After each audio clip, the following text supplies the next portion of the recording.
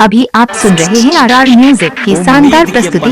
पर हम डिबिया जरौने डीजे राकेश कुमार तो वादा के बिसर गेल, लेकिन हम एखनो आस लगौने बैसल छी। हम आस लगौने बैसल छी। डीजे राकेश कुमार राज। डीजे राकेश कुमार राज।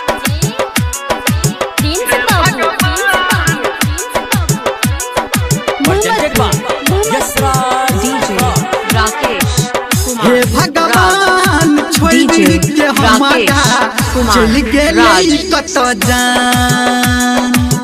हे भगवान छोड़ के हमारा चल गेलै कत जान।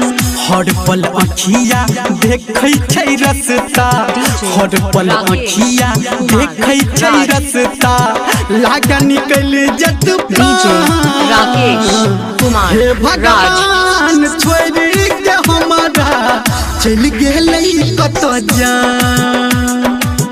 हे भगवान छोड़ के हमारा चल गेलै कत जान।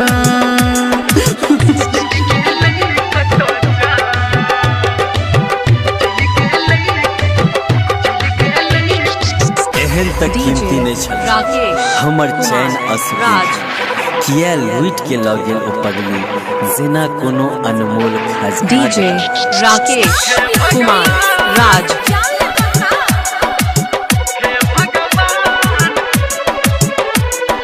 बन के चिड़ैया उड़ल एतना तेजी, केकरा से ई हम बतैबै हो। तू ही बताब मोराज के रस्ता, पुना के ओकरा भूलैबै हो। हाँ बन के चिड़ैया उड़ल एतना तेजी, केकरा से ई हम बतैबै हो। तू ही बताब मोरई के रस्ता, कोना के ओकरा भूलैबै हो।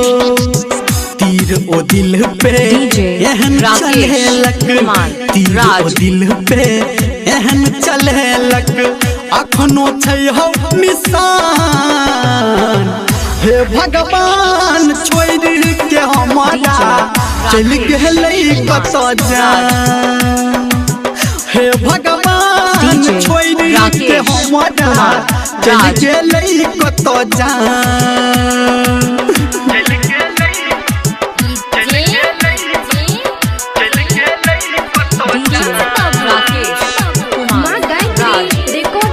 डीजे राकेश दिल के खिलौना बना के ओ खेललक, हमर न रखलक मोल हो।